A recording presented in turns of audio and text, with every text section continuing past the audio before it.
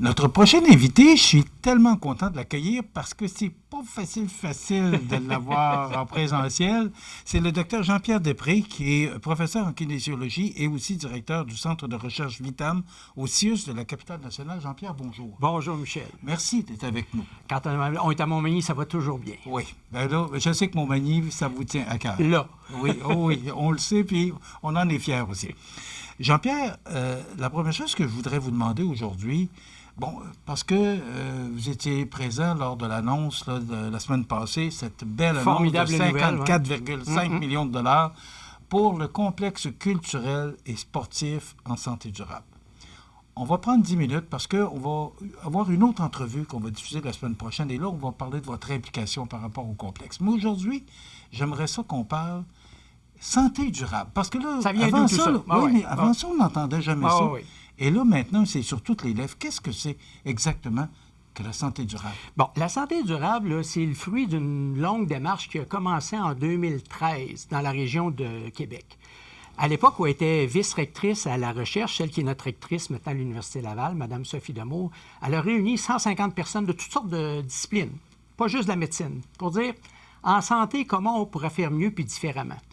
J'étais invité à cette journée-là, puis cette journée-là était animée par quelqu'un qui est très connu au Québec, M. Michel Clerc, la commission Clerc, l'ancien ministre des Transports sous le gouvernement Lévesque.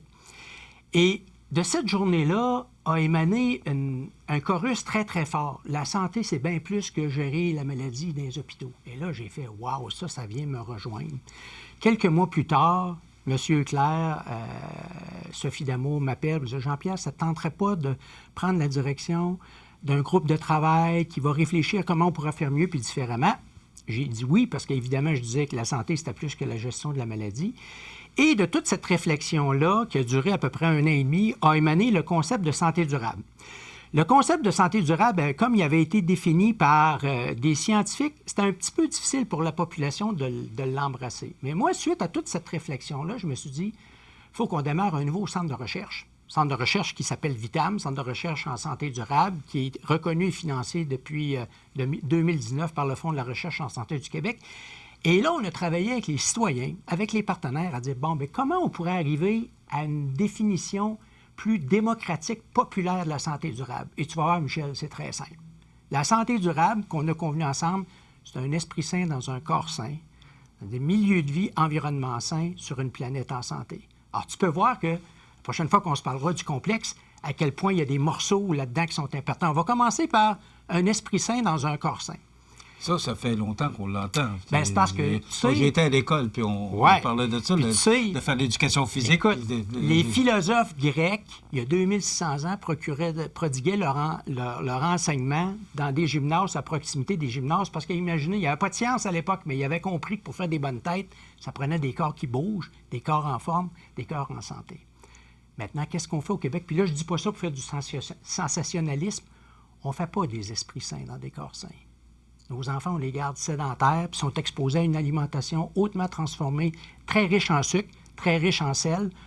On fait des corps sédentaires dans des têtes qui ont plein de problèmes de santé physique, santé mentale, problèmes d'attention dans les écoles. Puis qu'est-ce qu'on fait? On les bourre de médicaments. Puis là, je sais que c'est presque caricatural, mon énoncé, mais c'est pour brasser le pommier un petit peu. Fait que quand on parle de santé durable, déjà, ça commence dans le milieu scolaire. On doit faire des esprits sains dans des corps sains. Puis ça ne veut pas juste dire de favoriser l'élite dans nos écoles qui va faire du sport-études. On veut que tous nos enfants bougent. Tous les enfants bougent, d'une part. Puis par ailleurs, on a besoin de leur montrer comment transformer des aliments. L'alimentation, ça vient d'où? Comment on peut produire des aliments en respectant la planète. Alors, c'est tout notre système de production, de transformation, puis après ça, de préparation des aliments. Un jeune adulte, un adolescent qui n'est pas compétent dans une cuisine, qu'est-ce qu'il va faire? Il va acheter des aliments hautement transformés qui ne sont pas nécessairement bons. Je ne dis pas que manger une poutine de temps en temps, c'est pas correct, mais tu comprends que quand ton quotidien, c'est de manger une alimentation hautement transformée, qui est riche en sucre, qui est bourrée de sel, qui est riche en mauvais gras, qu'est-ce que tu fais à long terme? Tu fais des jeunes adultes qui démarrent leur vie d'adulte malade. Puis qu'est-ce qu'on a au Québec en ce moment? C'est le constat qu'on a fait. T'sais. On dépense 60 quelques milliards de dollars à gérer la maladie, mais 50 de ces maladies-là sont des maladies du mode de vie, Michel. Et là, je ne dis pas ça pour porter un jugement pour être moralisateur et dire aux gens, c'est parce que... Non, mais ça frappe dur. Mais non, mais c'est parce que c'est une responsabilité collective après. On dit, on fait quoi? Bien, ça commence par le milieu scolaire. Ça commence par le milieu scolaire. Si on veut faire des esprits sains dans des corps sains, il faut que nos milieux scolaires, ça devienne des épicentres de promotion de la santé puis de modes de vie compatibles avec la santé. On est rendu où, Jean-Pierre? Parce que, bon, ça fait pas 100 ans qu'on entend parler de santé durable, mais ça fait plusieurs années qu'on entend parler d'un esprit sain dans un corps sain. Est-ce que les deux sont en train de se rejoindre? Où on en est? Là? Parce que, bon, vous êtes dans la recherche à ce niveau-là. Oui, depuis trop longtemps, d'ailleurs. Ça fait 38... Je suis une vieille bébite académique, moi, là. Ça fait, tu sais, j'entre dans ma 39e année de recherche. Puis je veux saluer les collègues à l'Institut universitaire de cardiologie et pneumologie, où j'étais avant de prendre la direction de Vitam, mais mes laboratoires sont encore là. Parce qu'avec les collègues là-bas, écoute, Michel, cette équipe-là qui travaille sur la compréhension de ces maladies chroniques de société-là, le diabète de type 2, l'obésité, le gras viscéral, ça, c'est les travaux de mon équipe, puis le lien avec les maladies cardiovasculaires, on est mondialement connus. Je m'en vais à Séoul la semaine prochaine pour faire 2 grandes conférences plénières pour parler de nos travaux de recherche. Savais-tu que ces travaux-là, ils dorment sur les tablettes au Québec? Puis que les Québécois, les Québécoises n'ont pas accès à ce savoir-là? C'est pour ça que l'année dernière, j'ai décidé de publier un livre qui raconte toute cette histoire-là au grand public, que j'ai appelé La Révolution active. Puis en passant, je ne suis pas gêné d'en faire la promotion parce que je retire aucune redevance. Je ne fais pas une scène. Cette copie-là que j'ai dans les mains, je l'ai payée de ma poche, OK? Là? Parce que sans ça, ça dénature. Tu dirais, bien là, Jean-Pierre, il veut faire de l'argent, il veut vendre un livre. Non. Là-dedans, ce que je te raconte là en 10 minutes, tout est expliqué. C'est vous qui l'avez écrit? Oui, c'est moi qui l'ai écrit du début jusqu'à la fin, OK? Mais ça, c'est un livre grand public. C'est écrit niveau secondaire 3. Ça, vous n'avez pas besoin d'avoir une formation de cégep d'université pour comprendre ça. Puis je l'ai appelé La Révolution active de la gestion de la maladie à la promotion de la santé. Puis on arrive au concept de santé durable là-dedans. Puis ça, c'est une bouteille que j'ai lancée à la mer, Michel. Écoute, je suis très touché. Merci tout le monde, là, parce que c'est des milliers de bouteilles qui me reviennent. C'est ce que les gens me disent. Ma prochaine question. Les gens disent merci. On ne savait pas, mais maintenant on sait. Parce que là-dedans, vous allez voir, il y a des outils pratiques, il y a des images. Parce que c'est bien beau lire un livre sur la promotion de la santé, mais demain matin, on fait quoi? Fait que ça, c'est une boîte à outils. Fait que merci. Là, moi, je fais le pari que si nos élus ne comprennent pas, il y en a qui comprennent, cela dit, on en a eu une démonstration éloquente la semaine dernière, bien moi, j'interpelle directement la population. Avec ça, maintenant, je rejoins directement la population. Puis ce qui me touche beaucoup, c'est que là, j'ai beaucoup d'invitations à aller à la grandeur du Québec, à aller faire des conférences gratuites en passant, parce que moi, je ne fais pas ça pour faire des sous. Là, tu sais, à 66 ans, il faut qu'il se passe quelque chose. Moi, je veux laisser une population en meilleure santé, mieux outillée. Mais ça, il faut le faire. Bon, ça fait 40 ans que vous êtes là-dedans. Il reste 2 minutes.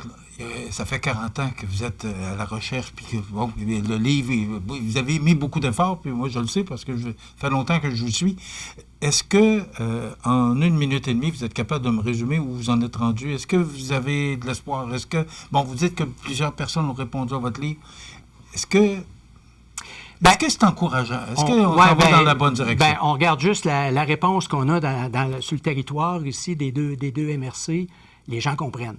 Les gens comprennent, puis on pourra en reparler. Là. On a même une déclaration d'engagement en santé durable qui implique tous les partenaires. Ça, c'est du domaine public, Michel. Je le laisserai pour ta gouverne. Alors moi, ce qui me rend optimiste, je pense qu'on rentre dans une ère où on est en train de démocratiser la santé.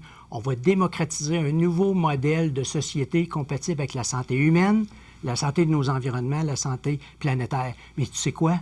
Ça va venir des citoyens. Ça ne viendra pas d'en haut. Est-ce que ça peut améliorer notre système de santé? Est-ce qu'il y a de l'espoir pour ça? Vous l'avez dit, 60 milliards, puis on voit bien que même avec 60 milliards, on réussit à mettre le système sur ses rails. Notre système de santé, il est important. C'est un système de gestion de la maladie, puis il est important, mais il est en apnée, là. La seule façon de s'en sortir, c'est de travailler en amont à faire moins de gens affligés de ces maladies chroniques sociétales-là, parce que c'est 50 % de nos coûts de gestion de la maladie. Jean-Pierre, c'est très intéressant. On aurait pu passer 1 heure ensemble, mais... On reviendra. Ben oui, avec plaisir. Vous êtes toujours le bienvenu.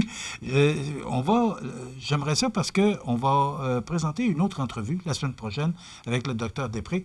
Mais là, ce qu'on veut savoir, c'est son implication, parce que vous savez que la semaine dernière, on a annoncé la réalisation du projet du complexe culturel et sportif en santé durable.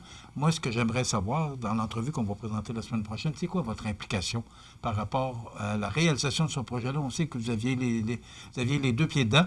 Alors, manquez pas ça avec le docteur Jean-Pierre Després, qui est directeur du Centre de recherche Vitam au CIUS de la capitale nationale, également professeur en kinésiologie. Merci d'avoir été avec nous. Merci.